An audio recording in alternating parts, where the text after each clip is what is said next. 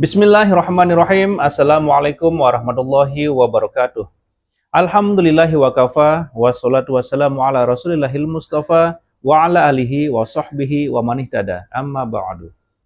Sahabat beriman yang dimuliakan Allah, syukur alhamdulillah kita bertemu lagi di channel ini.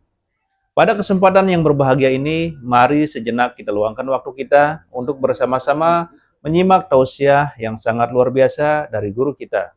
Tentunya banyak sekali ilmu, hikmah, dan manfaat yang bisa kita jadikan pelajaran dalam kehidupan kita sehari-hari. Penasaran siapa beliau? Mari kita simak bersama. Selamat mendengarkan. Bismillahirrahmanirrahim. Assalamualaikum warahmatullahi wabarakatuh. Anak raja menangkap balam, balam ditambat di tengah laman. Dari bunyi sambutan salam, nampaknya jamaah ini belum sarapan. Alhamdulillah, Allahumma salli ala Sayyidina Muhammad wa ala ali Sayyidina Muhammad. Kalau Tuhan menangkap tenggiri di tengah laut. Kalau mau mudah lewat masuk Auri, maka berfotolah dengan Pak Dan Lanut. Selamat datang Pak Dan Lanut yang baru. Ahlan wa sahlan. Ahlan, datang dari Riau sebagai keluarga. Sahlan, semoga semua urusan dimudahkan Allah Subhanahu wa ta'ala. Memang sedap kelapa muda yang sedang mengkal. Ini bukan sembarang kabinda, ini kabinda internasional. Internasional ini dua. Yang pertama, Ikatan Asep-Asep Internasional, Jenderal Asep. Yang kedua adalah Ikatan Sumando-Sumando Internasional. Uni itu orang awak, payakumbuang. Lalu hadir juga bersama kita besi, bukan sembarang besi. Besi dipakai orang Melayu. Ini polisi bukan sembarang polisi, polisi yang suka menanam pokok kayu. Kalau memetik buah kapulaga diminum pakai jamu. Pokok kayu aja dia jaga, apalagi kamu.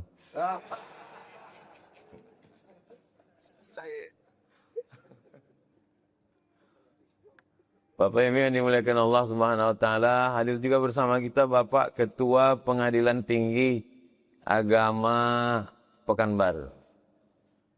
Orang Melayu membeli kain diikat dengan peniti. Beliau ini bukan orang lain. Beliau ini suami Kak Tuti. Kak Tuti itu kakak kelas kami di Al-Azhar Mesir. Dr. Tuti. Beliau dekan Fakultas Agama Islam di Universitas Islam Riau.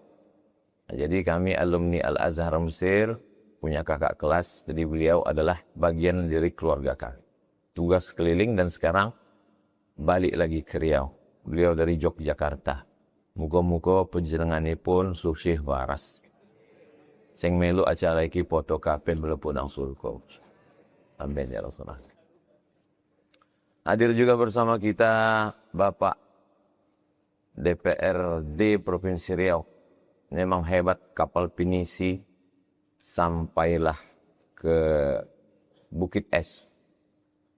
Ini Ustadz Tirmizi, dia ketua PKS. Hadirin hadirat, muslimin muslimat, semua yang berhadir ini insya Allah dimuliakan Allah Subhanahu wa ta'ala. Itu maka lama saya ditemenung tadi untuk menghafal pantun. Kita sekarang peringatan tahun baru Hijrah. Nabi tidak pernah memperingati tahun baru Hijrah. Karena Nabi tidak pernah memperingati, maka memperingati tahun baru Hijrah itu adalah bid'ah.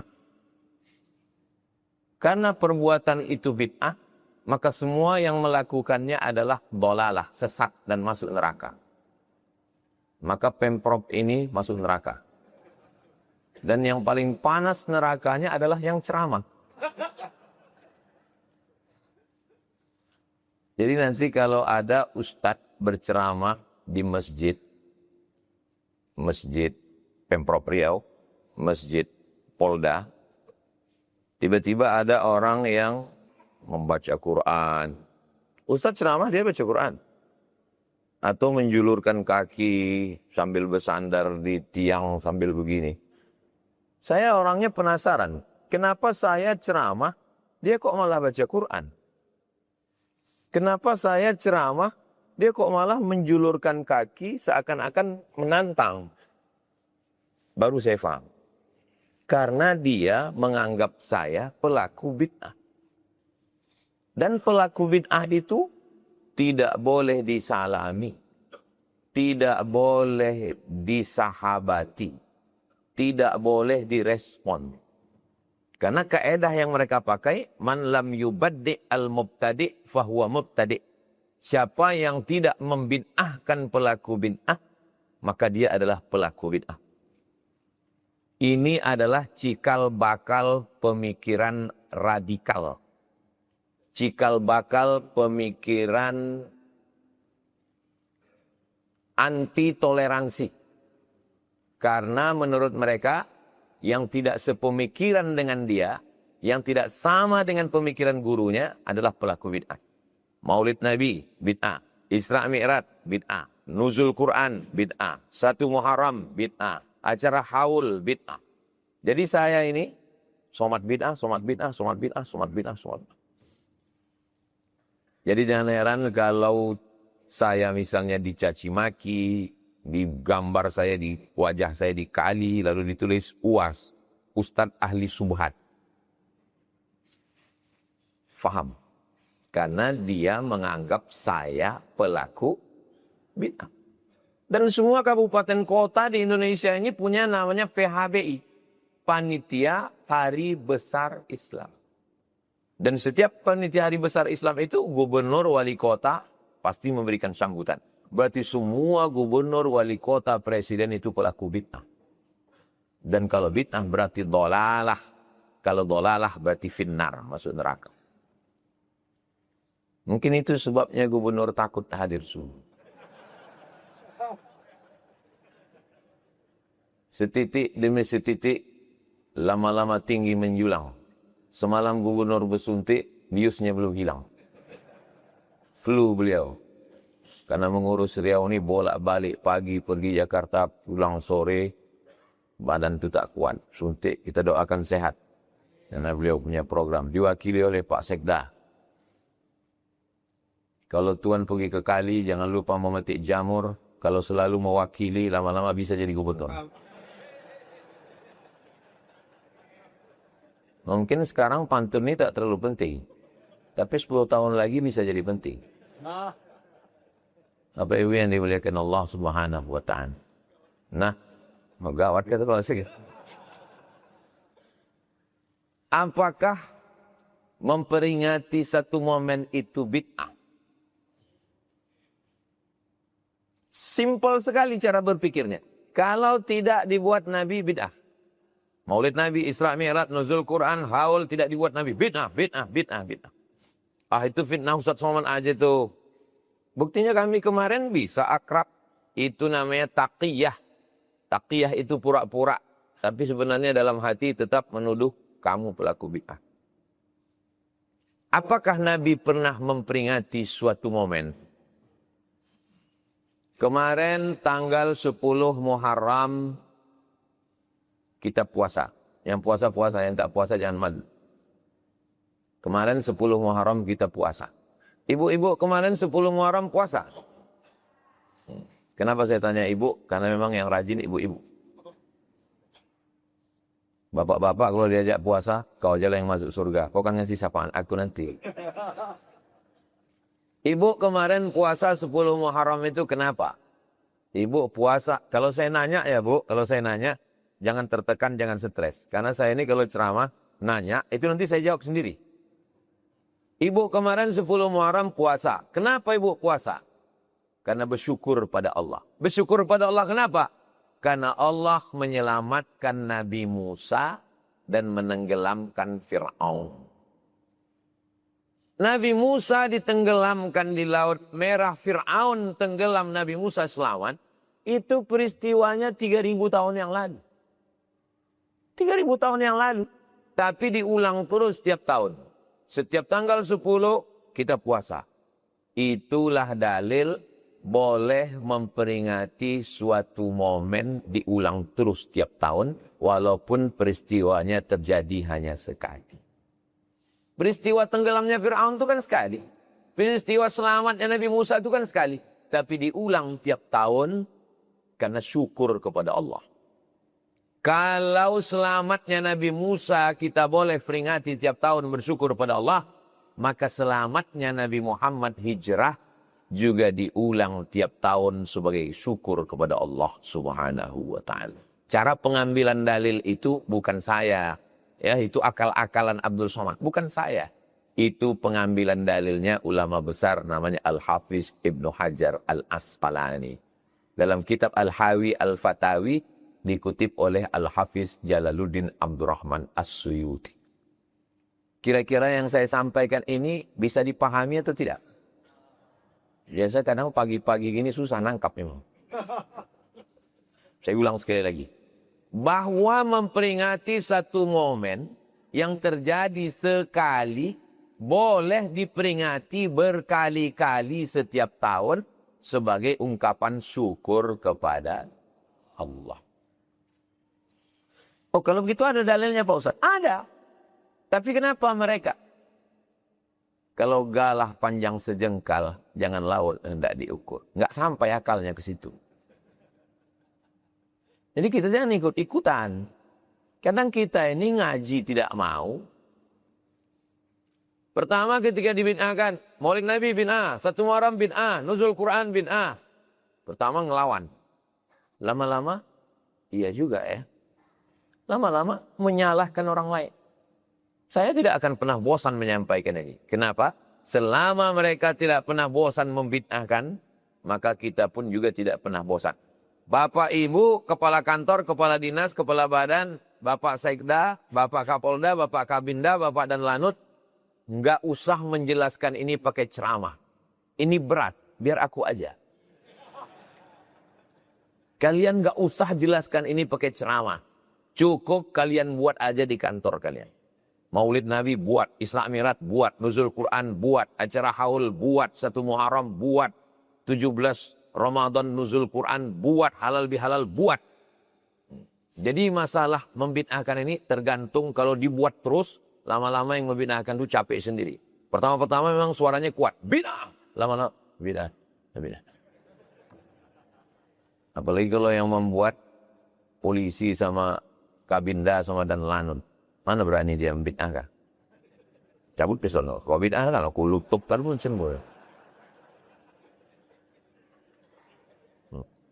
Ustaz Somad berani kau bid'ahkan karena dia tak ada pistol besi, pistol air yang ada sama dia. Kalau aku kalian bid'ahkan, aku lutupkan muncung kau itu. Kadang orang ini kalau tak diajari nggak tahu dia cara menggunakan pistol ini.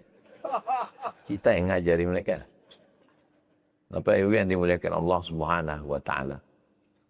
Tidak semua kalau berbeda dengan kita bid'ah, tidak begitu. Imam Syafi'i berkunut subuh. Imam Syafi'i itu berkunut subuh sampai meninggal.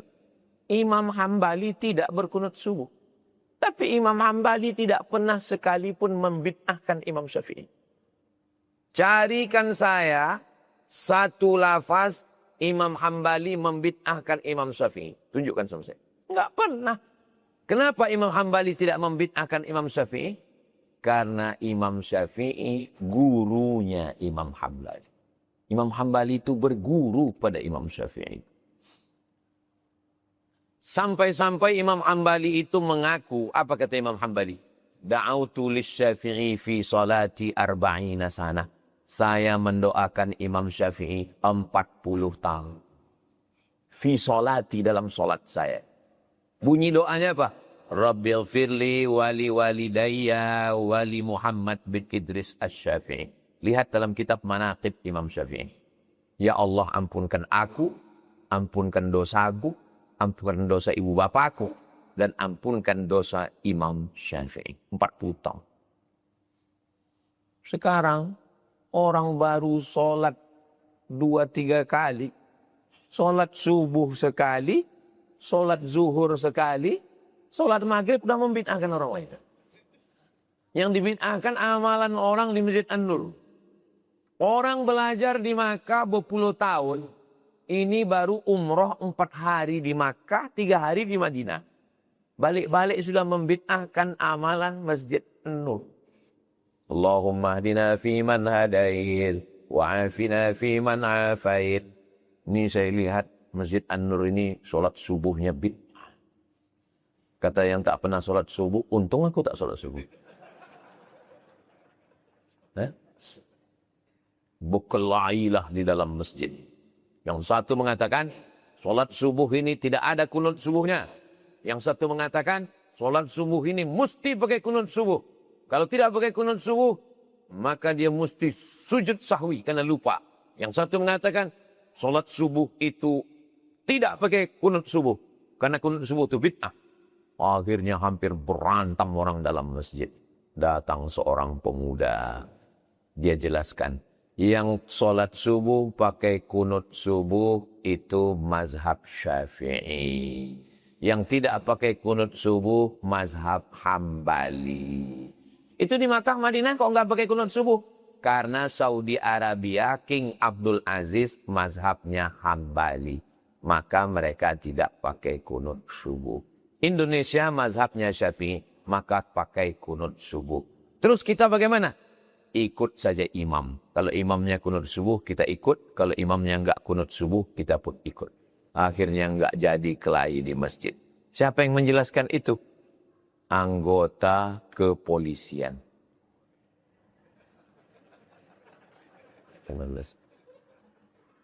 Tak jadi orang berkelahi di masjid. Kenapa? Karena polisinya ngaji.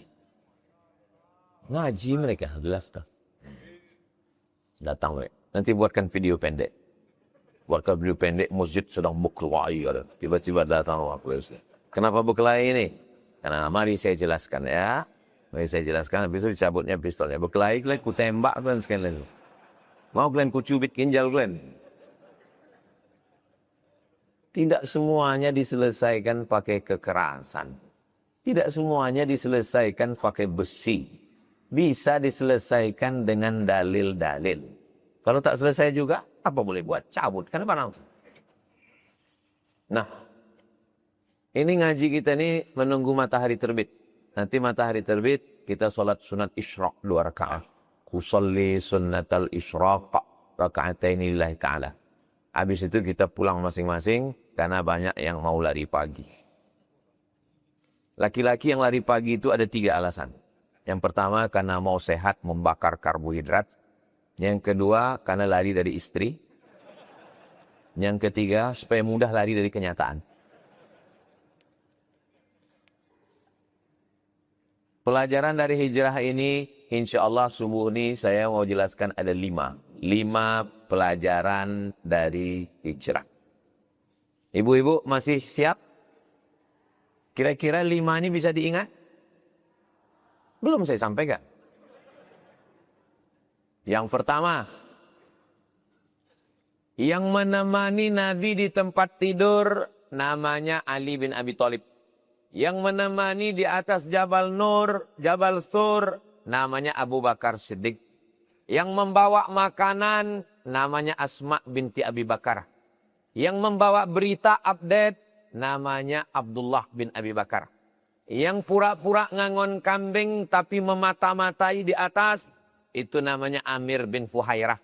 Yang menjadi guide penunjuk jalan namanya Ibnu Uraitik.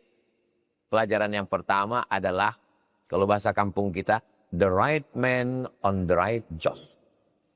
Menempatkan orang di tempat yang tepat. Jadi Pak Gubernur letakkan orang yang tepat di kantor-kantor dinas gini. Jangan salah orang. Ada lagunya itu, kamu salah orang. Kalau salah meletakkan orang mengecor ini, salah campuran semen, batu, kerikil, hancur masjid ini. Alhamdulillah masjid ini sudah cantik. Mudah-mudahan Allah menjaga orang yang mensupport masjid ini. Saya pernah bawa tamu ke masjid ini. Mau menunjukkan Masjid An-Nur dengan bangganya bahwa kami punya Taj Mahal Riau. Begitu masuk ke dalam, berserak-serak ember nampung bocor. Nggak jadi saya bawa masuk. Kita keluar Pak, saya bilang. Nggak jadi masuk Pak Ustadz. Di luar fotonya lebih cantik, saya bilang. Begitu mau saya bawa keluar, rupanya payungnya lebih hancur. Akhirnya saya bawa minum ke tepi Sungai Siak. Minum ke situ, kita ke sana aja lah Pak, untuk apa? Nengok sunset, saya bilang. Matahari terbit di bawah jembatan Leton, itu cantik itu, luar biasa. Untung ada Sungai Siak. Bapak Ibu yang dimuliakan Allah, meletakkan orang yang tepat pada tempat. Kami juga begitu di yayasan. Yayasan Tabung Wakaf Umat itu kami letakkan ketua yayasannya Ustadz Al-Nob Dinar. Dinar itu artinya duit emas. Itu maka beliau ketua sampai hari kiamat. Emas. Orang nggak akan curiga. Kenapa duit yayasan itu bisa terkumpul 75 miliar? Karena ketuanya emas. Coba kalau dirham, perak. Pembina yayasannya Ustadz Tatang Yudiansah. Memang dia kami letakkan di situ. Dan beliau ini memang kami jaga. Dia inilah pemanisnya di yayasan itu. Makanya ramai anak-anak gadis itu ikut acara. Nah, dia ada di situ. The right man, orang yang tepat, letakkan di tempat yang tepat. Kalau dia mampu di situ, letakkan dia di situ. Kalau kita letakkan orang yang tidak punya kemampuan, maka kita sudah mengkhianati amanah. Kita sudah menghancurkan negeri ini. Makanya orang-orang yang berani, orang-orang yang bisa bersinergi, letakkan untuk mengembalikan hutan lindung Tesonilo. Mudah-mudahan kembali hutan Riau, insya Allah. Saya biji mata saya dulu masih menengok burung kuau. Burung kuau asli punya Riau. Biji mata saya ini masih menengok ikan toman sebesar paha panjang 2 meter. Pernah saya menengok. Biji mata saya ini pernah menengok batang kayu gaharu yang ditakik. Di dalamnya masih ada gaharu yang hitam. Sekarang itu kalau diceritakan ke anak kita, nggak nampaknya lagi. Kuau almarhumah kuau. Batang kayu gaharu sudah tak ada lagi, berubah menjadi pohon sawit. Tapi insya Allah kayu gaharu-gaharu yang kemarin kita tanam itu. Menanam penanaman pohon kayu gaharu. Apa yang saya pikirkan waktu menanam kayu gaharu? Yang saya pikirkan, waktu panen gaharu ini aku masih hidup apa tidak? Tapi kita tidak berpikir untuk kita, berpikir untuk anak-anak kita. Letakkan orang yang tepat, maka insya Allah dia akan jaga alam semesta. Itu pelajaran dari hijrah Nabi Muhammad sallallahu alaihi wasallam. Berapa orang tadi? 6. Sayyidina Ali tidur tempat tidur Nabi. Abu Bakar Siddiq naik ke atas. Yang ngasih makanan Asma. Yang membawa berita Abdullah. Yang pura-pura mengembala kambing di bawah memata-matai siapa yang naik ke atas. Mungkin ini orang Kabinda juga. Amir bin Fuhairah.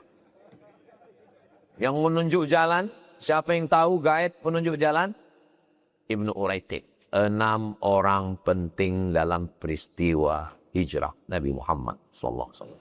Masya Allah, sangat luar biasa tausiah yang sudah disampaikan oleh guru kita. Sahabat beriman yang dimuliakan Allah, tetaplah di channel ini karena kajian ini belum selesai. Dan masih banyak lagi hal-hal menarik yang akan disampaikan oleh beliau. Maka dari itu tetaplah di channel ini dan mari kita lanjutkan kembali. Selamat mendengarkan. Tolong dengan baik-baik yang nama 6 ini, karena mungkin ini akan keluar dalam UAS ujian akhir semester. Pelajaran yang kedua, bahwa hijrah itu berstrategi. Sekarang orang tak ada strategi. Jangan bayangkan hijrah itu Bismillahirrahmanirrahim, Allah, la haula wa la quwata illa billah. Apa yang terjadi, terjadilah. Oh, tak bisa begitu. Pak Sekda berstrategi. Bagaimana strategi kita ke depan? Dulu ada namanya Repelita Rencana Pembangunan 5 tahun. Dulu kita hafal nama menteri-menteri itu. Menteri Penerangan, Armoko. Menteri Luar negeri, Ali Alatas. Hafal kita waktu kecil. Saya termasuk yang hafal waktu SD. Jelas. Menteri Sekretaris Negara. Ingat kan? Hah? Pak Murriono. Oh, Masya Allah. Allah maghfir lahum warhamhum wa'afihim wa'afa'in. Jadi jelas apa yang mau dilakukan 5 tahun ke depan. Jadi dalam Islam ada strategi. Abu Bakar, kita tidak langsung ke Madinah. Nanti kita ditangkap oleh kafir musyrik. Kita sembunyi dulu 3 hari 3 malam. Bersembunyi dulu kita 3 hari 3 malam. Kita tunggu suasana tenang, baru kita jalan. Jalan yang kita lewati jangan jalan biasa. Karena kalau jalan biasa yang kita lewati, kita akan dicegat. Kita cari jalur khusus yang tahu hanya orang khusus. Berstrategi. Ini coba tanya anak-anak muda kita. Tanya mereka, apa strategimu menuju kantor KUA? Apa strategi untuk masa depan? Ini sekarang banyak orang, serahkan aja sama Allah Pak Ustadz. Biar Allah yang mengatur hidup kita. Kok pikir Allah itu staf kau? Allah Subhanahu wa Ta'ala akan memberikan jalan kalau kamu punya strategi yang baik. Al-haqqu bila nizam yaghlibuhul batil bin nizam. Kebenaran kalau tidak ditata dengan manajemen dan strategi yang baik, dia akan dikalahkan oleh kebatilan, tapi dengan strategi yang baik. Ini yang terjadi sekarang. Yahudi itu batil. Yahudi itu bohong. Pendiri negara Yahudi, ateis, tidak percaya sama Tuhan. Tapi berstrategi mengalahkan 22 negara Arab yang beragama Islam. Innad dina indallahil Islam. Jangan katakan Allah tidak tolong kita. Kenapa Allah tidak menolong kita Pak Ustadz? Allah menolong orang yang berstrategi. Yayasan Tabung Wakaf Umat strateginya jelas. Langkah strategi pertama, mengumpulkan orang-orang Riau yang kaya-kaya, mendatangi rumahnya, cerita mati. Oh, itu kami dengan Ustaz Alam dulu. Ustaz Alam, tolong kumpulkan orang Riau yang kaya-kaya, kita datang ke rumahnya, kita cerita mati. Pak, ini kan COVID, udah banyak orang mati. Saya dengar Bapak punya tanah, kasihlah ke kami. Oh, akhirnya banyaklah yang ngasih tanah ke kami dan tanahnya bermasalah.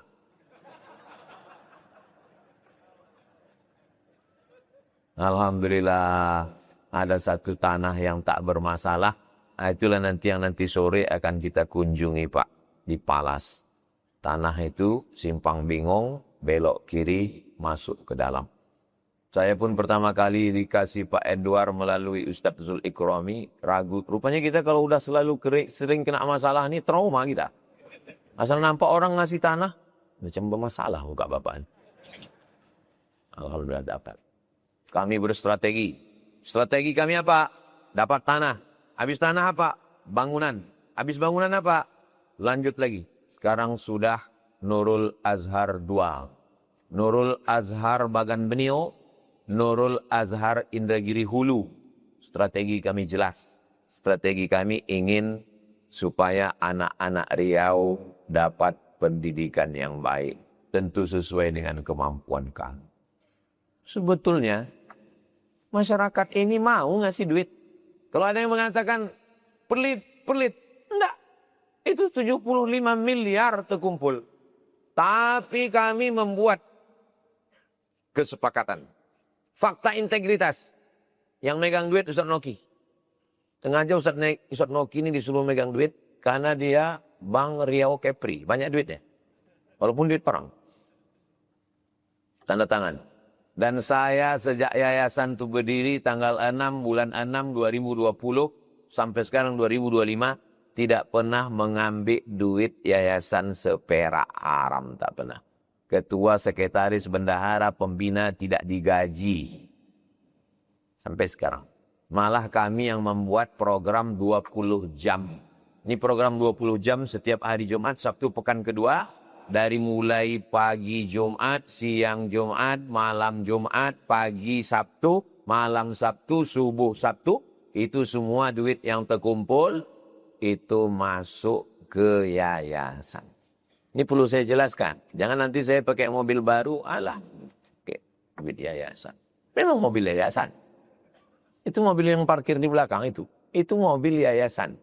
Dipakai untuk program kajian-kajian. Nah, ini saya jelaskan supaya apa? Jangan ada dusta di antara kita. Kalau ada yang mengatakan masyarakat ini pelit, tak mau keluar duit, terkumpul. Yang penting berstrategi, terkumpul duit. 75 miliar selama 5 tahun.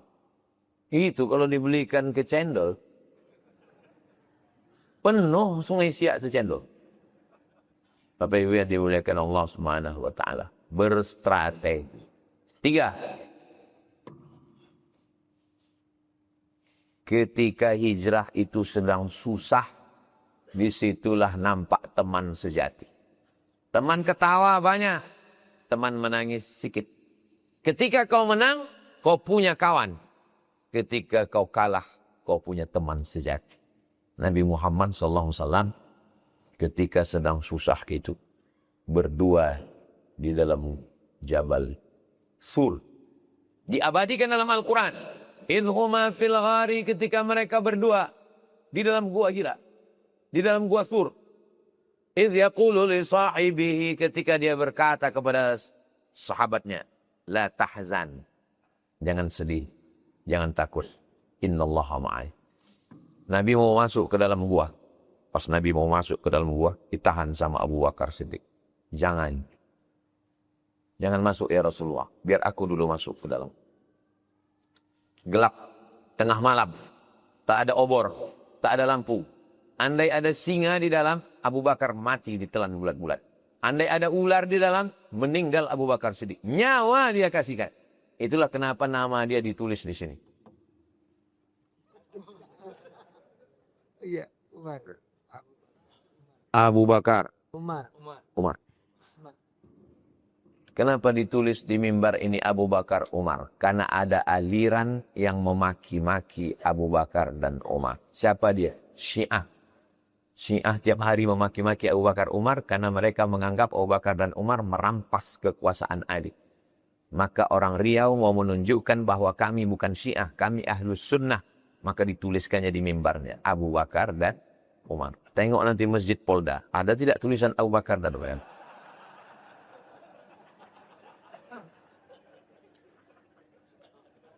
Ini bukan sembarangan nulis Abu Bakar dan Umar ini. Dan dalam lisannya diucapkan, Al-Khalifatul Awwal Sayyiduna Abu Bakrin Siddiq. Tengok. Radhiyallahu anhu. Belum pernah lagi protokol menyebut, berikut ini mari kita dengarkan tausiah yang akan disampaikan oleh Ustadz Abdul Somad. Tiba-tiba semua jamaah, radhiyallahu anhu. Belum sampai kau ke level itu. Kenapa Abu Bakar ini punya derajat radhiyallahu anhu? Nyawa dia kasih. Jangan masuk ya Rasulullah. Biar aku masuk dalam. Andai sayalah yang bersama Nabi malam itu. Saya bilang, ya Rasulullah, masuklah duluan. Silakan Rasulullah. Engkau kan dijaga Allah. Kalau ada apa-apa kan ada Mikail, ada Israfil, ada Israel. Aku, siapa yang ngawal aku? Jangan kan polisi, Satpol PP pun tak ada. Ya? Makanya kita ini nggak ada apa-apanya dengan Abu Bakar dan Umar radhiyallahu anhuma. Masuk Abu Bakar Siddiq, setelah diceknya, diperiksanya aman di dalam. Rupanya ada lubang. Berlubang tanah di dalam itu. Duduk dia di lubang itu. Dijulurkannya kakinya selonjoran. Nabi tidur di paha. Tidur di paha. Saya, seakrab-akrab saya dengan Ustadz Almob, belum pernah saya tidur di paha.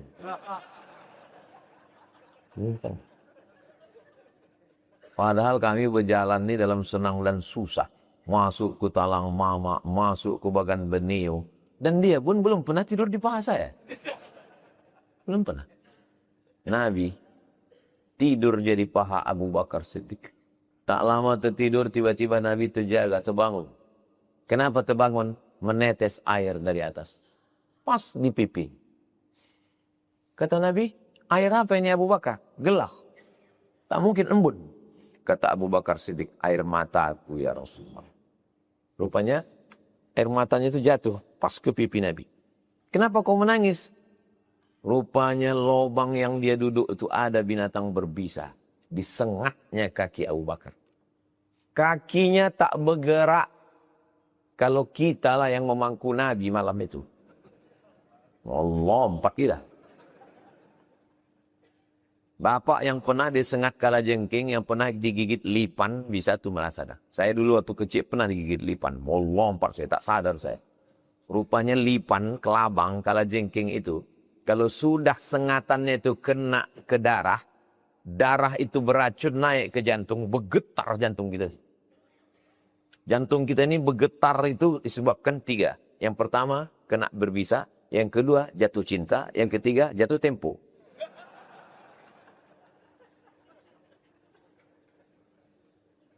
Begitulah. Kalau kita belum pernah susah, kita belum punya teman sejati. Saya yakin Pak Herimen, Pak Jenderal Asep, Bapak dan Langut, Bapak Sekda, dalam perjalanan hidup kalian pasti pernah mengalami dipukul ombak di empas gelombang. Kadang ombak ini membuat kita tinggi menjulang. Kadang membuat kita jatuh berkeping. Tapi di saat jatuh kita punya teman sejati. Jangan lupakan teman sejati. Teman sejati saya 4. Teman saya waktu di UIN, teman saya waktu di Al-Azhar, teman saya pulang berdakwah di Riau, dan tim UAS. Keempat-empatnya ini kami ikat Yayasan Tabung Wakaf Umat. Gambarnya gambar pucuk hijau. Kenapa? Batangnya sudah kena potong. Daunnya sudah kena bakar. Tapi masih ada tunas hijau yang perlu dijaga. Tunas hijau ini jangan sangka tak ada yang mau makannya. Ada. Siapa dia? Ulat yang mengejar tunas hijau. Apa kata ulat? Pucuk, pucuk, pucuk. Oh, mati.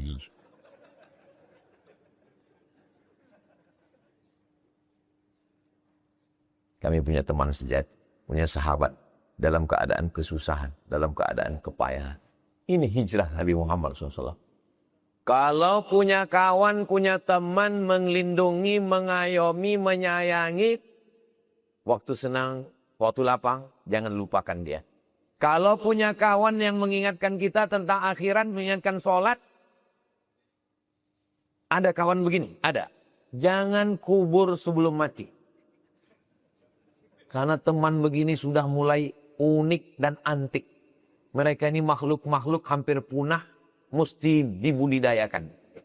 Mereka ini nasibnya sudah seperti dinosaurus. Jurassic Park. Mudah-mudahan persahabatan kita ini kekal abadi hingga ke surga, insya Allah. Saya tidak mau kita berteman hanya di sini saja. Berkawan di Pekanbaru, bertetangga di Jannatul Firdaus, insya Allah. Amin ya rabbal alamin. Aku Pak Ustadz, kalau sama dia tak usahlah Ustaz doakan sampai ke surga. Kenapa? Di dunia ini pun dah capek kali kurasa. Utang yang lama aja belum membayar Pak Ustaz. Yang keempat, apa pelajaran dari sini? Dari hijrah inilah nampak mukjizat-mukjizat terjadi. Pertolongan-pertolongan Allah.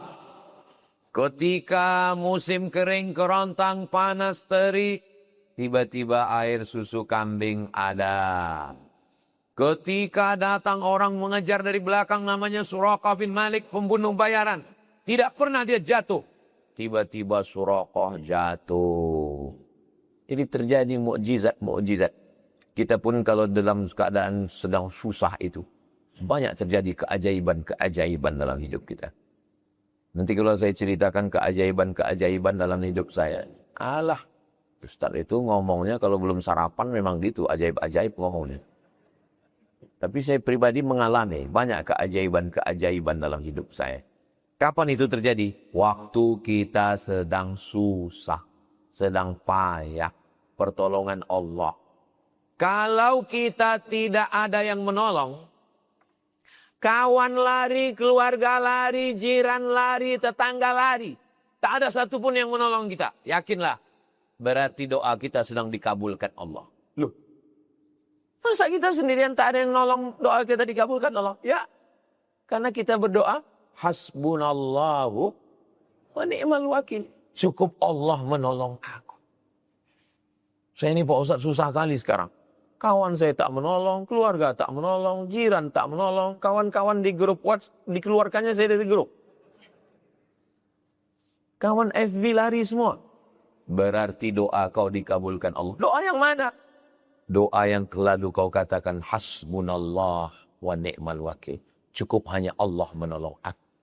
Kalau kawan tak menolongmu, berarti Allah sedang mengatakan tak perlu yang lain menolongmu. Cukup aku yang menolong aku. Nabi Ibrahim.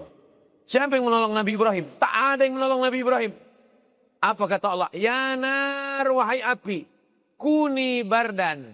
Jadilah engkau sejuk. Wasalaman selamat ala Ibrahim. Keluar Nabi Ibrahim dari api dalam keadaan kedinginan. Itulah doa yang selalu dipakai jamaah pulang haji. Alhamdulillah Ustaz. Berkat doa yang Ustaz ajarkan kemarin. Selama di Makkah semua kepanasan saya tenang. Rupanya tak pernah ke masjid. Di hotel terus. Patutlah. Pulang dari Makkah putih wajah bersinar.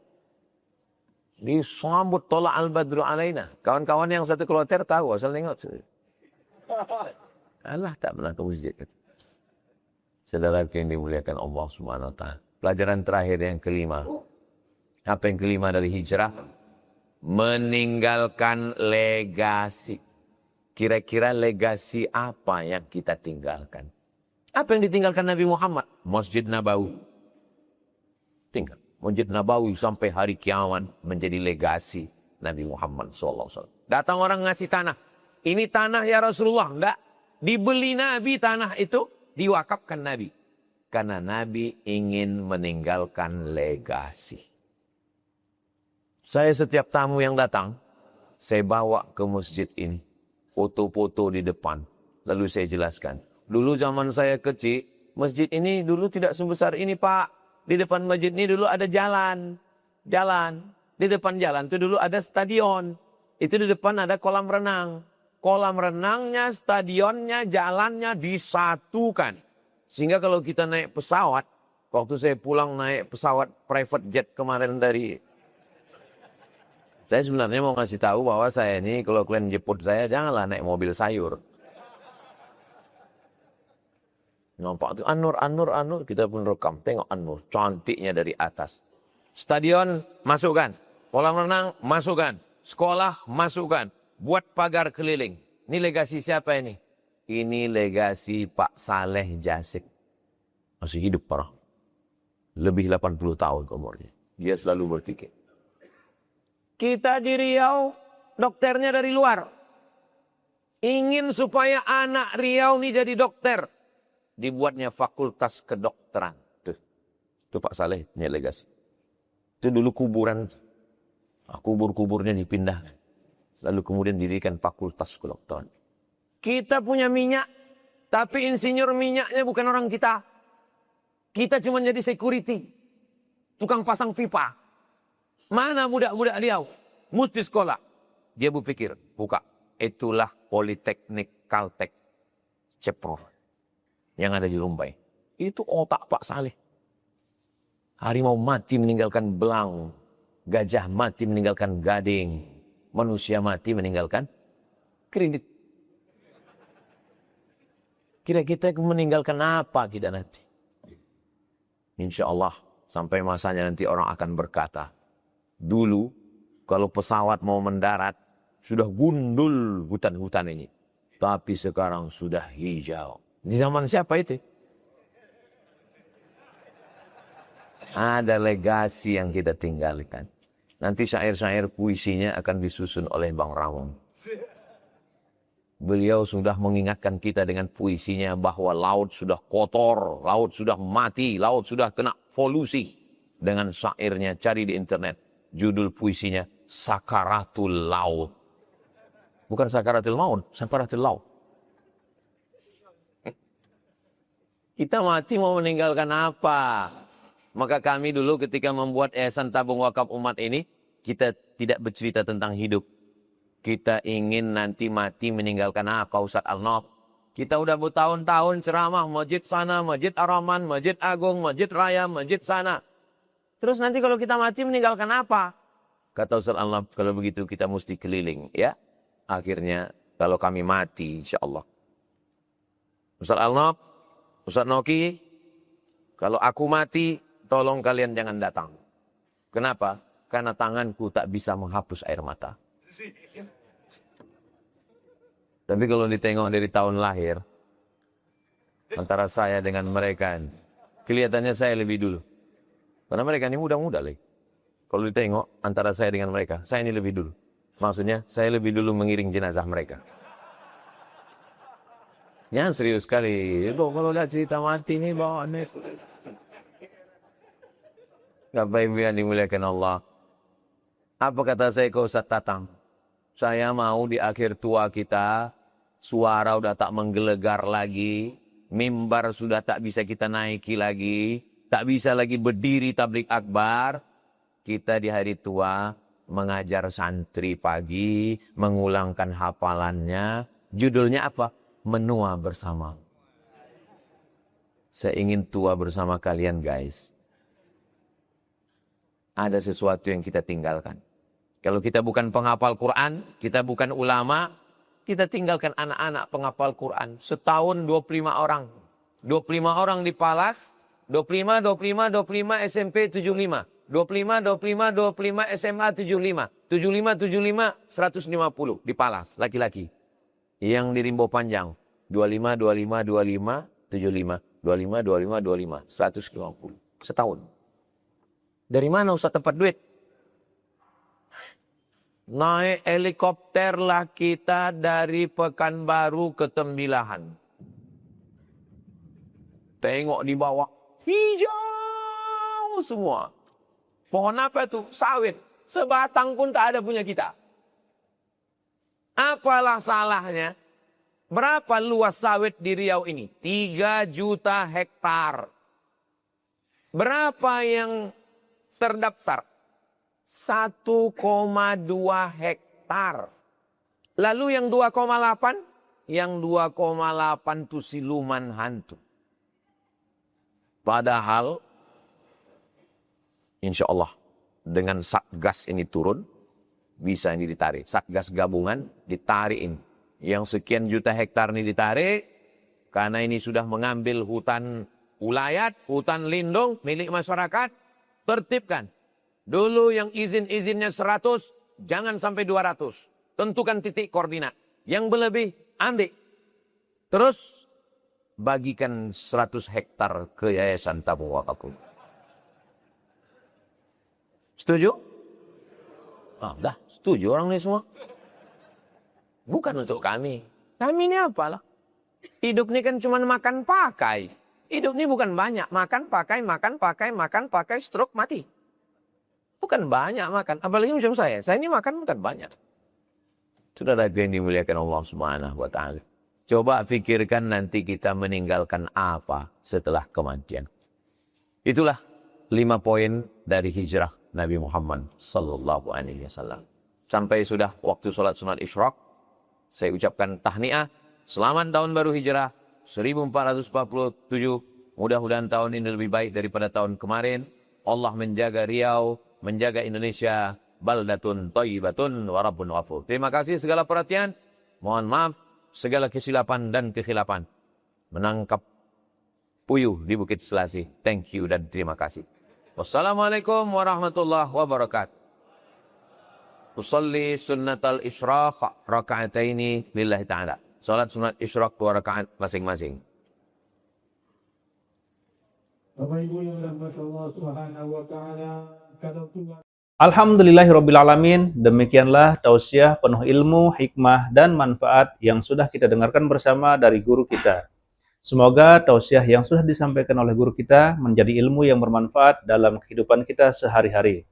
Sahabat beriman yang dimuliakan Allah, terima kasih banyak sudah menyimak tausiah ini sampai selesai. Doa dan harapan saya semoga sahabat semua selalu diberikan kesehatan, dimudahkan segala urusannya, dan dilancarkan rezekinya. Amin ya robbal alamin. Demikian yang dapat saya bagikan, kurang lebihnya mohon maaf. Sampai bertemu lagi di kajian berikutnya. Wabillahi taufik wal hidayah, waridha wal inayah. Wassalamualaikum warahmatullahi wabarakatuh. Setelah kita mendengarkan bersama tausiah yang sangat luar biasa dari guru kita, sekarang mari kita lanjutkan aktivitas kita masing-masing.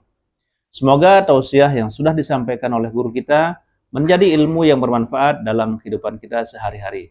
Selamat beraktivitas buat sahabat semua dan sukses selalu. Sampai bertemu lagi di video berikutnya. Wassalamualaikum warahmatullahi wabarakatuh.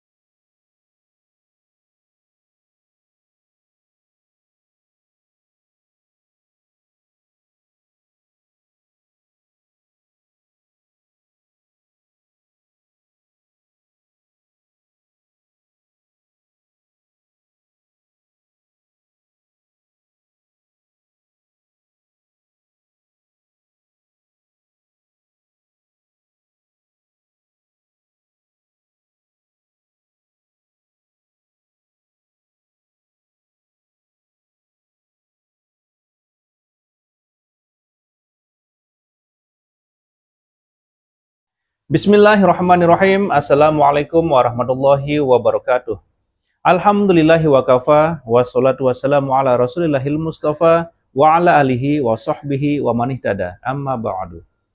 Sahabat beriman yang dimuliakan Allah, syukur alhamdulillah kita bertemu lagi di channel ini.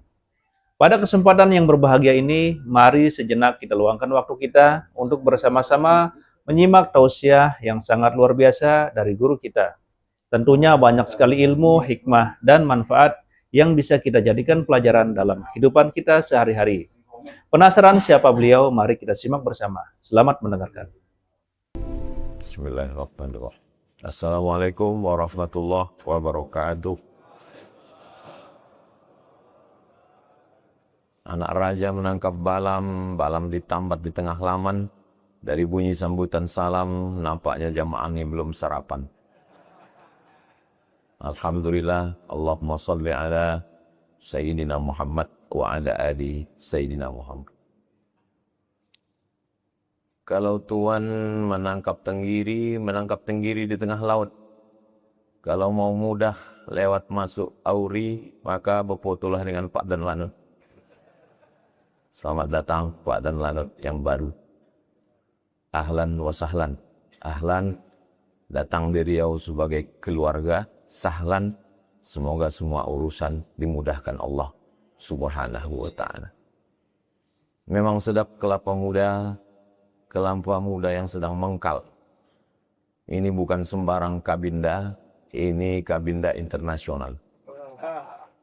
Internasional ini dua. Yang pertama, Ikatan Asep-Asep Internasional, Jenderal Asep. Yang kedua adalah Ikatan Sumando-Sumando Internasional.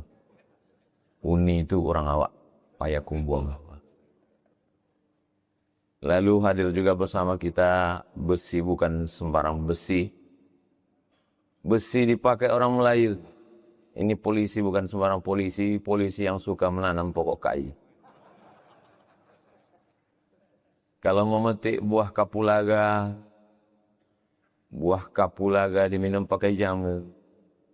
Pokok kayu aja dia jaga, apalagi kamu.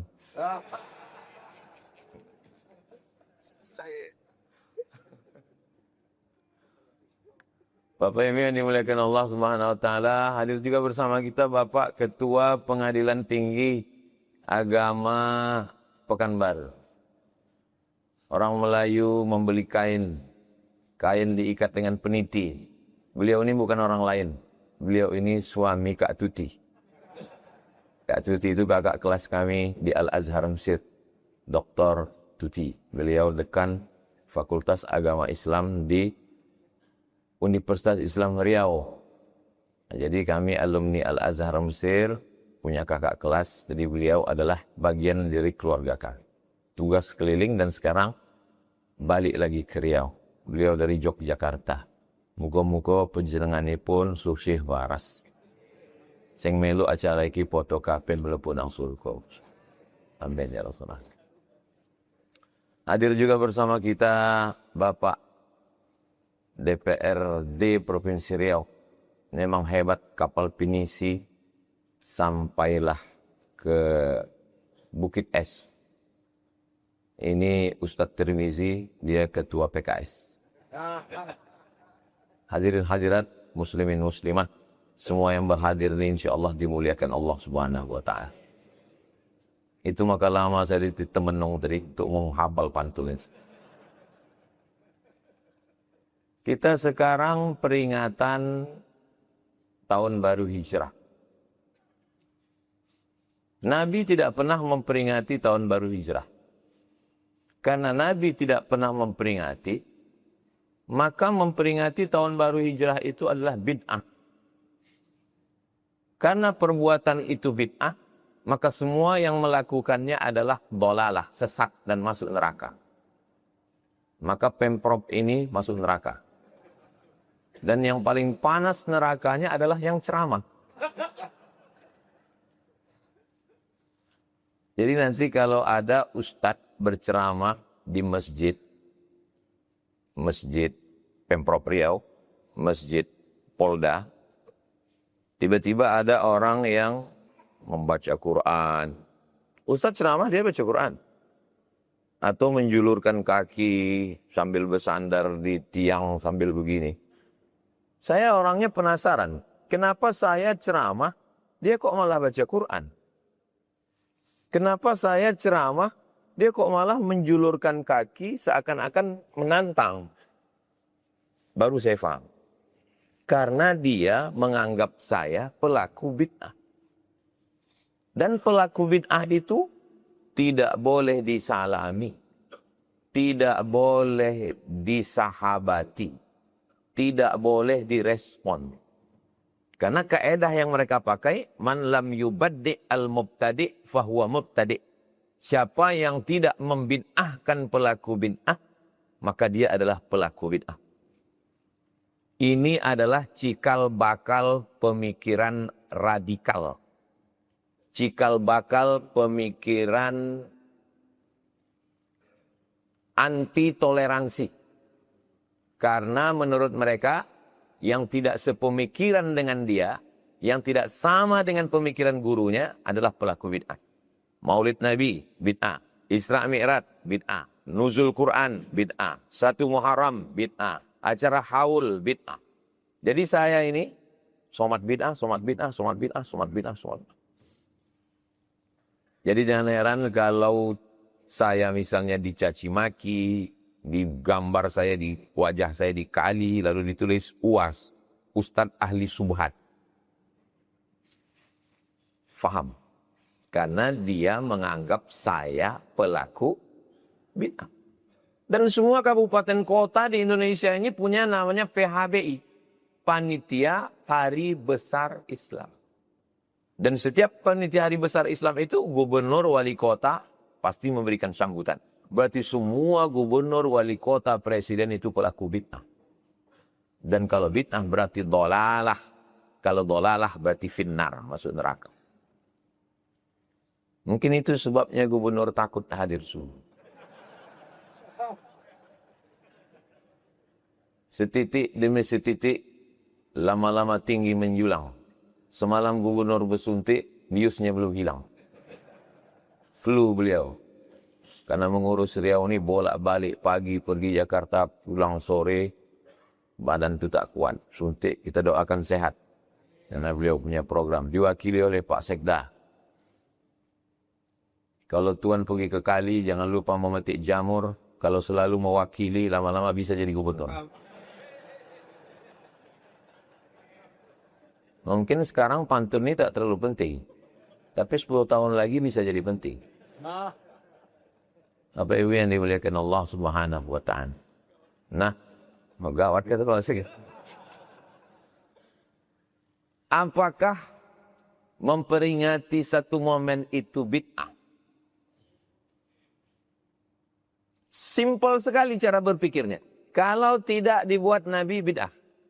Maulid Nabi, Isra Mi'raj, Nuzul Quran, haul tidak dibuat Nabi. Bid'ah, bid'ah, bid'ah, bid'ah. Ah itu fitnah Ustaz Somad aja tuh. Buktinya kami kemarin bisa akrab. Itu namanya taqiyah. Taqiyah itu pura-pura. Tapi sebenarnya dalam hati tetap menuduh kamu pelaku bid'ah. Apakah Nabi pernah memperingati suatu momen? Kemarin tanggal 10 Muharram kita puasa. Yang puasa-puasa, yang tak puasa jangan malu. Kemarin 10 Muharram kita puasa. Ibu-ibu kemarin 10 Muharram puasa. Kenapa saya tanya ibu? Karena memang yang rajin ibu-ibu. Bapak-bapak kalau diajak puasa, kau aja yang masuk surga. Kau kan ngasih sapaan aku nanti. Ibu kemarin puasa 10 Muharram itu kenapa? Ibu puasa, kalau saya nanya ya bu, kalau saya nanya, jangan tertekan, jangan stres. Karena saya ini kalau ceramah, nanya, itu nanti saya jawab sendiri. Ibu kemarin 10 Muharram puasa. Kenapa ibu puasa? Karena bersyukur pada Allah. Bersyukur pada Allah kenapa? Karena Allah menyelamatkan Nabi Musa dan menenggelamkan Fir'aun. Nabi Musa ditenggelamkan di Laut Merah, Fir'aun tenggelam, Nabi Musa selamat. Itu peristiwanya 3.000 tahun yang lalu. 3.000 tahun yang lalu. Tapi diulang terus setiap tahun. Setiap tanggal 10 kita puasa. Itulah dalil boleh memperingati suatu momen diulang terus tiap tahun, walaupun peristiwanya terjadi hanya sekali. Peristiwa tenggelamnya Fir'aun itu kan sekali. Peristiwa selamatnya Nabi Musa itu kan sekali. Tapi diulang tiap tahun karena syukur kepada Allah. Kalau selamatnya Nabi Musa kita boleh peringati tiap tahun bersyukur kepada Allah, maka selamatnya Nabi Muhammad hijrah juga diulang tiap tahun sebagai syukur kepada Allah Subhanahu wa taala. Cara pengambilan dalil itu bukan saya, ya, itu akal-akalan Abdul Somad, bukan saya. Itu pengambilan dalilnya ulama besar namanya Al-Hafiz Ibnu Hajar Al-Asqalani. Dalam kitab Al-Hawi Al-Fatawi dikutip oleh Al-Hafiz Jalaluddin Abdurrahman As-Suyuti. Kira-kira yang saya sampaikan ini bisa dipahami atau tidak? Biasa kadang pagi-pagi gini susah nangkap memang. Saya ulang sekali lagi. Bahwa memperingati satu momen yang terjadi sekali boleh diperingati berkali-kali setiap tahun sebagai ungkapan syukur kepada Allah. Oh, kalau begitu ada dalilnya Pak Ustaz? Ada. Tapi kenapa mereka? Kalau galah panjang sejengkal, jangan laut hendak diukur. Nggak sampai akalnya ke situ. Jadi kita jangan ikut-ikutan. Kadang kita ini ngaji tidak mau. Pertama ketika dibid'ahkan, Maulid Nabi bid'ah, Satu Muharram bid'ah, Nuzul Quran bid'ah. Pertama ngelawan. Lama-lama, iya juga ya. Lama-lama menyalahkan orang lain. Saya tidak akan pernah bosan menyampaikan ini. Kenapa? Selama mereka tidak pernah bosan membid'ahkan, maka kita pun juga tidak pernah bosan. Bapak, Ibu, Kepala Kantor, Kepala Dinas, Kepala Badan, Bapak Sekda, Bapak Kapolda, Bapak Kabinda, Bapak dan Lanut, nggak usah menjelaskan ini pakai ceramah. Ini berat, biar aku aja. Kalian nggak usah jelaskan ini pakai ceramah. Cukup kalian buat aja di kantor kalian. Maulid Nabi buat, Isra Mi'raj buat, Nuzul Quran buat, acara haul buat, Satu Muharram buat, 17 Ramadan Nuzul Quran buat, halal bihalal buat. Jadi masalah membid'ahkan ini tergantung kalau dibuat terus, lama-lama yang membid'ahkan itu capek sendiri. Pertama-pertama memang suaranya kuat, bid'ah, lama-lama bid'ah, bid'ah. Apalagi kalau yang membuat polisi sama Kabinda sama dan Lanut. Mana berani dia membid'ahkan? Cabut pistol. Kalau bid'ah kan aku lutupkan pun sembuh. Ustaz Somad berani kau bid'ahkan karena dia tak ada pistol besi, pistol air yang ada sama dia. Kalau aku kalian bid'ahkan, aku lutupkan muncung kau itu. Kadang orang ini kalau tak diajari nggak tahu dia cara menggunakan pistol ini. Kita yang ngajari mereka. Bapak Ibu yang dimuliakan Allah Subhanahu wa taala. Tidak semua kalau berbeda dengan kita bid'ah. Tidak begitu. Imam Syafi'i berkunut subuh. Imam Syafi'i itu berkunut subuh sampai meninggal. Imam Hambali tidak berkunut subuh. Tapi Imam Hambali tidak pernah sekalipun membid'ahkan Imam Syafi'i. Carikan saya satu lafaz Imam Hambali membid'ahkan Imam Syafi'i. Tunjukkan sama saya. Enggak pernah. Kenapa Imam Hambali tidak membid'ahkan Imam Syafi'i? Karena Imam Syafi'i gurunya Imam Hambali. Imam Hambali itu berguru pada Imam Syafi'i. Sampai-sampai Imam Hambali itu mengaku, apa kata Imam Hambali? Da'autu lisyafi'i fi salati arba'ina sana. Saya mendoakan Imam Syafi'i 40 tahun. Fi salati, dalam salat saya. Bunyi doanya apa? Rabbil firli wali walidayya wali Muhammad bin Idris Asy-Syafi'i. Lihat dalam kitab Manaqib Imam Syafi'i. Ya Allah, ampunkan aku, ampunkan dosaku, ampunkan dosa ibu bapakku, dan ampunkan dosa Imam Syafi'i. 40 tahun.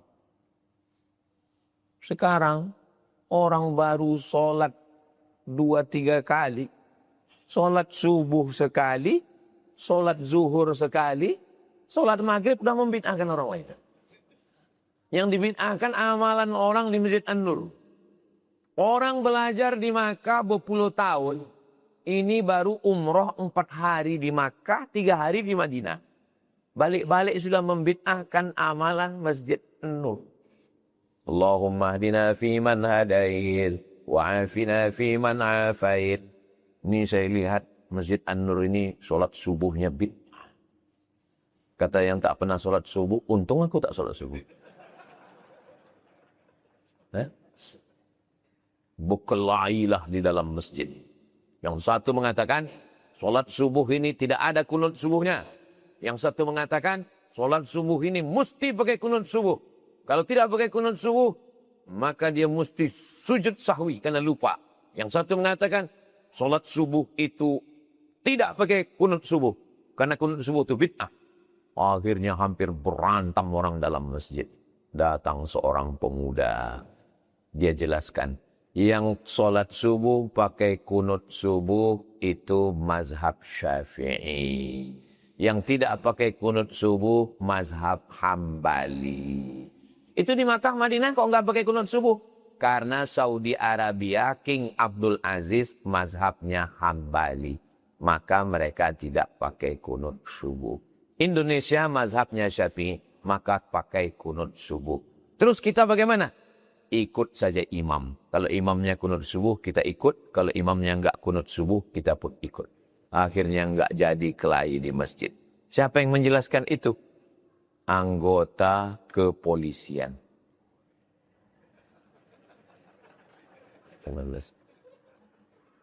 Tak jadi orang berkelahi di masjid. Kenapa? Karena polisinya ngaji. Ngaji mereka, jelas tak? Datang mereka. Nanti buatkan video pendek. Buatkan video pendek, masjid sedang berkelahi. Tiba-tiba datang aku. Kenapa berkelahi ini? Karena mari saya jelaskan ya. Mari saya jelaskan, habis itu dicabutnya pistolnya. Berkelahi, kalian ku tembak kalian sekalian.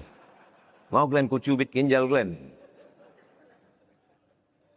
Tidak semuanya diselesaikan pakai kekerasan. Tidak semuanya diselesaikan pakai besi. Bisa diselesaikan dengan dalil-dalil. Kalau tak selesai juga, apa boleh buat? Cabut. Kenapa langsung? Nah, ini ngaji kita ini menunggu matahari terbit. Nanti matahari terbit, kita sholat sunat isyraq 2 rakaat. Kusalli sunnatal isyraq raka'ataini lillahi ta'ala. Habis itu kita pulang masing-masing, karena banyak yang mau lari pagi. Laki-laki yang lari pagi itu ada 3 alasan. Yang pertama karena mau sehat membakar karbohidrat. Yang kedua karena lari dari istri. Yang ketiga supaya mudah lari dari kenyataan.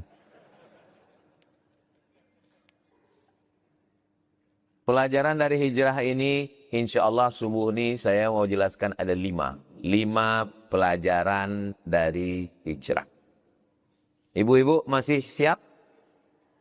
Kira-kira 5 ini bisa diingat? Belum saya sampaikan. Yang pertama, yang menemani Nabi di tempat tidur namanya Ali bin Abi Thalib.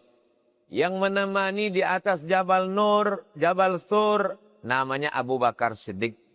Yang membawa makanan namanya Asma binti Abi Bakar.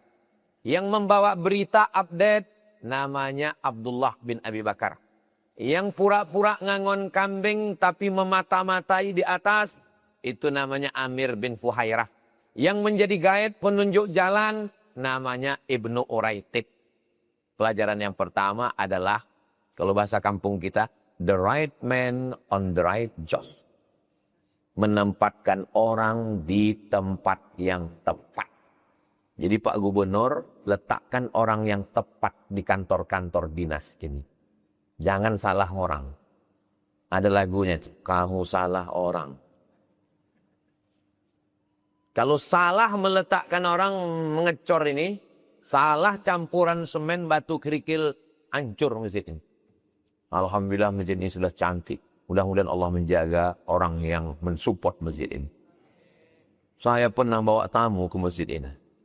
Mau menunjukkan Masjid An-Nur dengan bangganya bahwa kami punya Taj Mahal Riau. Begitu masuk ke dalam, berserak-serak ember nampung bocor. Nggak jadi saya bawa masuk. Kita keluar Pak, saya bilang. Nggak jadi masuk Pak Ustadz. Di luar fotonya lebih cantik, saya bilang. Begitu mau saya bawa keluar, rupanya payungnya lebih hancur. Akhirnya saya bawa minum ke tepi Sungai Siak. Minum ke situ, kita ke sana aja lah Pak. Untuk apa? Nengok sunset, saya bilang. Matahari terbit di bawah jembatan Leton, itu cantik, itu luar biasa. Untung ada Sungai Siak. Bapak Ibu yang dimuliakan Allah, meletakkan orang yang tepat pada tempat. Kami juga begitu di yayasan. Yayasan Tabung Wakaf Umat itu kami letakkan ketua yayasannya Ustadz Al-Nob Dinar. Dinar itu artinya duit emas. Itu maka beliau ketua sampai hari kiamat. Emas. Orang nggak akan curiga. Kenapa duit yayasan itu bisa terkumpul 75 miliar? Karena ketuanya emas. Coba kalau dirham, perak. Pembina yayasannya Ustadz Tatang Yudiansah. Memang dia kami letakkan di situ. Dan beliau ini memang kami jaga. Dia inilah pemanisnya di yayasan itu. Makanya ramai anak-anak gadis itu ikut acara. Nah dia ada di situ. The right man, orang yang tepat, letakkan di tempat yang tepat. Kalau dia mampu di situ, letakkan dia di situ. Kalau kita letakkan orang yang tidak punya kemampuan, maka kita sudah mengkhianati amanah. Kita sudah menghancurkan negeri ini. Makanya orang-orang yang berani, orang-orang yang bisa bersinergi, letakkan untuk mengembalikan hutan lindung Tesonilo. Mudah-mudahan kembali hutan Riau insyaAllah. Saya biji mata saya dulu masih menengok burung kuau. Burung kuau asli punya Riau. Biji mata saya ini masih menengok ikan toman sebesar paha panjang 2 meter. Pernah saya menengok. Biji mata saya ini pernah menengok batang kayu gaharu yang ditakik. Di dalamnya masih ada gaharu yang hitam. Sekarang itu kalau diceritakan ke anak kita, nggak nampaknya lagi. Kuau almarhumah kuau.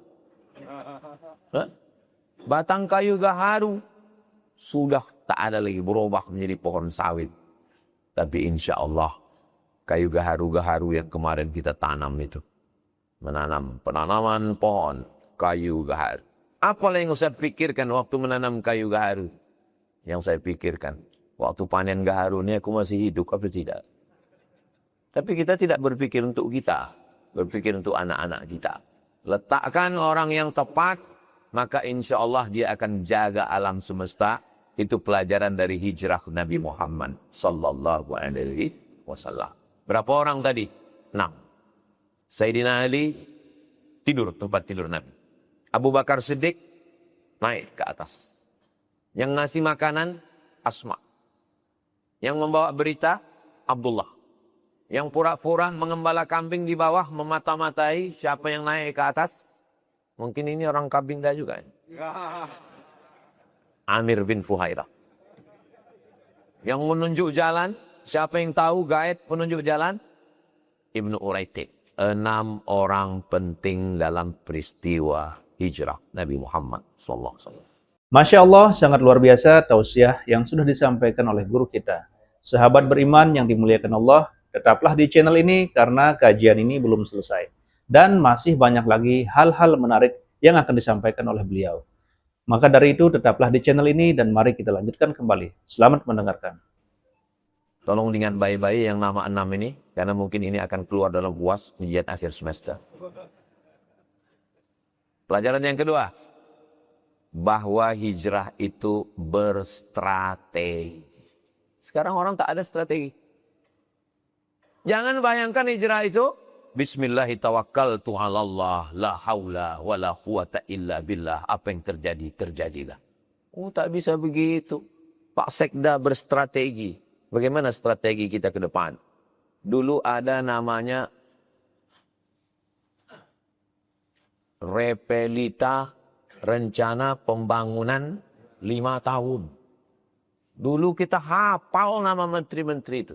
Menteri Penerangan, Armoko. Menteri Luar negeri, Ali Alatas. Hafal kita waktu kecil. Saya termasuk yang hafal waktu SD. Jelas. Menteri Sekretaris Negara. Ingat kan? Hah? Pak Murriono. Oh, Masya Allah. Allah maghfir lahum warhamhum wa'afihim wa'afa'in. Jadi jelas apa yang mau dilakukan 5 tahun ke depan. Jadi dalam Islam ada strategi. Abu Bakar, kita tidak langsung ke Madinah. Nanti kita ditangkap oleh kafir musyrik. Kita sembunyi dulu 3 hari 3 malam. Bersembunyi dulu kita 3 hari 3 malam. Kita tunggu suasana tenang, baru kita jalan. Jalan yang kita lewati jangan jalan biasa. Karena kalau jalan biasa yang kita lewati, kita akan dicegat. Kita cari jalur khusus yang tahu hanya orang khusus. Berstrategi. Ini coba tanya anak-anak muda kita. Tanya mereka, apa strategimu menuju kantor KUA? Apa strategi untuk masa depan? Ini sekarang banyak orang, serahkan aja sama Allah Pak Ustadz. Biar Allah yang mengatur hidup kita. Kok pikir Allah itu staf kau? Allah Subhanahu wa Ta'ala akan memberikan jalan kalau kamu punya strategi yang baik. Al-haqqu bila nizam yaghlibuhul batil bin nizam. Kebenaran kalau tidak ditata dengan manajemen dan strategi yang baik, dia akan dikalahkan oleh kebatilan, tapi dengan strategi yang baik. Ini yang terjadi sekarang. Yahudi itu batil. Yahudi itu bohong. Pendiri negara Yahudi ateis, tidak percaya sama Tuhan. Tapi berstrategi mengalahkan 22 negara Arab yang beragama Islam. Innad dina indallahil Islam. Jangan katakan Allah tidak tolong kita. Kenapa Allah tidak menolong kita Pak Ustadz? Allah menolong orang yang berstrategi. Yayasan Tabung Wakaf Umat strateginya jelas. Langkah strategi pertama, mengumpulkan orang-orang Riau yang kaya-kaya, mendatangi rumahnya, cerita mati. Oh, itu kami dengan Ustaz Alam dulu.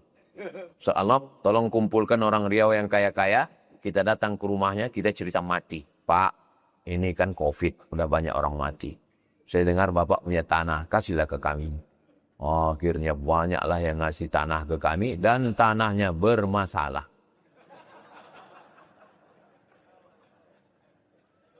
Alhamdulillah, ada satu tanah yang tak bermasalah. Nah, itulah nanti yang nanti sore akan kita kunjungi Pak, di Palas. Tanah itu simpang bingung, belok kiri, masuk ke dalam. Saya pun pertama kali dikasih Pak Edward melalui Ustadz Zul Ikrami, ragu. Rupanya kita kalau udah sering kena masalah ini, trauma kita. Asal nampak orang ngasih tanah, macam bermasalah muka Bapak. Alhamdulillah dapat. Kami berstrategi. Strategi kami apa? Dapat tanah. Habis tanah apa? Bangunan. Habis bangunan apa? Lanjut lagi. Sekarang sudah Nurul Azhar 2. Nurul Azhar Bagan Benio. Nurul Azhar Indragiri Hulu. Strategi kami jelas. Strategi kami ingin supaya anak-anak Riau dapat pendidikan yang baik. Tentu sesuai dengan kemampuan kami. Sebetulnya masyarakat ini mau ngasih duit. Kalau ada yang mengatakan pelit. Enggak. Itu 75 miliar terkumpul. Tapi kami membuat kesepakatan. Fakta integritas. Yang megang duit Ustadz Noki. Sengaja Ustadz Noki ini disuruh megang duit. Karena dia Bank Riau Kepri. Banyak duitnya. Walaupun duit perang. Tanda tangan. Dan saya sejak yayasan itu berdiri tanggal 6 bulan 6 2020 sampai sekarang 2025 tidak pernah mengambil duit yayasan seperak haram, tak pernah. Ketua, sekretaris, bendahara, pembina tidak digaji. Sampai sekarang. Malah kami yang membuat program 20 jam. Ini program 20 jam setiap hari Jumat, Sabtu, pekan kedua. Dari mulai pagi Jumat, siang Jumat, malam Jumat, pagi Sabtu, malam Sabtu, subuh Sabtu. Itu semua duit yang terkumpul, itu masuk ke yayasan. Ini perlu saya jelaskan. Jangan nanti saya pakai mobil baru, alah, pakai mobil yayasan. Memang mobil yayasan. Itu mobil yang parkir di belakang itu. Itu mobil yayasan. Dipakai untuk program kajian-kajian. Nah, ini saya jelaskan supaya apa? Jangan ada dusta di antara kita. Kalau ada yang mengatakan masyarakat ini pelit, tak mau keluar duit, terkumpul. Yang penting berstrategi, terkumpul duit. 75 miliar selama 5 tahun. Itu kalau dibelikan ke cendol, penuh Sungai Siak secendol. Bapak Ibu yang dimuliakan Allah Subhanahu wa taala, berstrategi. 3. Ketika hijrah itu sedang susah, disitulah nampak teman sejati. Teman ketawa banyak, teman menangis sedikit. Ketika kau menang, kau punya kawan.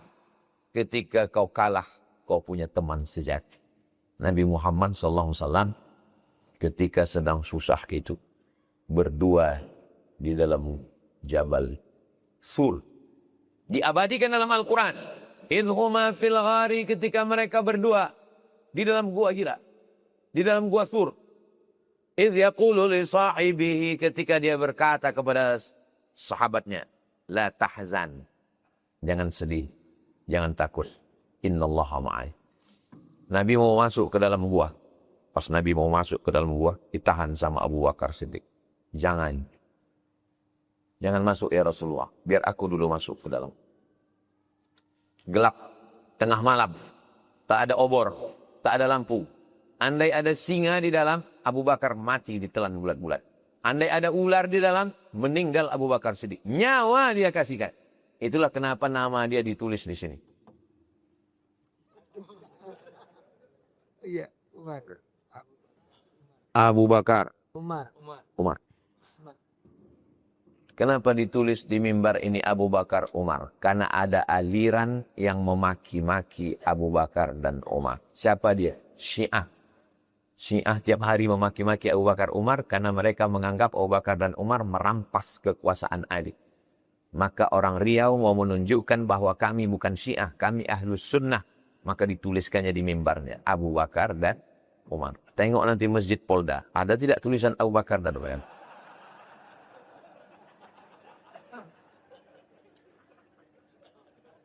Ini bukan sembarangan nulis Abu Bakar dan Umar ini. Dan dalam lisannya diucapkan, Al-Khalifatul Awwal Sayyiduna Abu Bakrin Siddiq. Radhiyallahu anhu.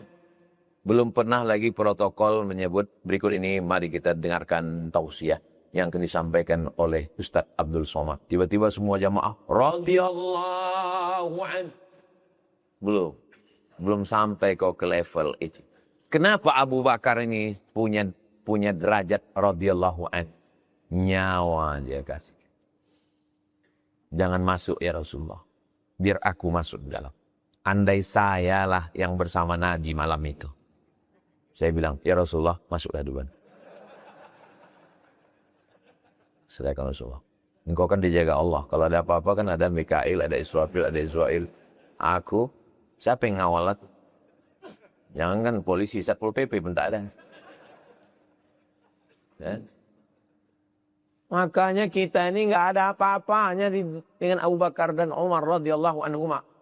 Masuk Abu Bakar Siddiq, setelah diceknya, diperiksanya aman di dalam. Rupanya ada lubang. Berlubang tanah di dalam itu. Duduk dia di lubang itu. Dijulurkannya kakinya selonjoran. Nabi tidur di paha. Tidur. Saya, seakrab-akrab saya dengan Ustadz Almob, belum pernah saya tidur di paha.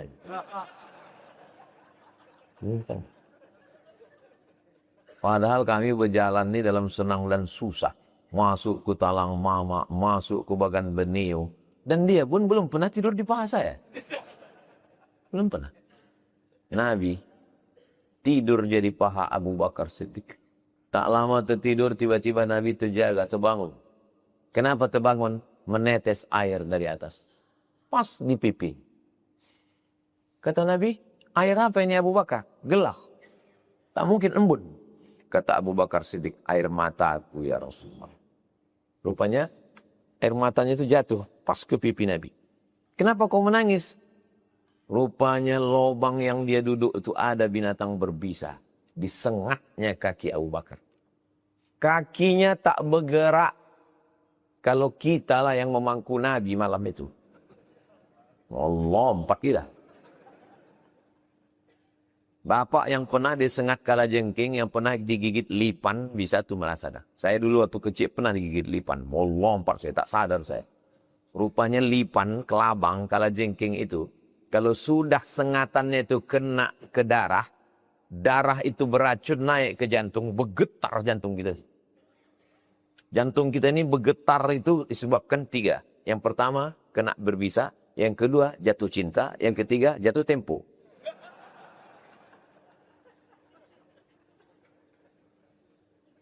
Begitulah.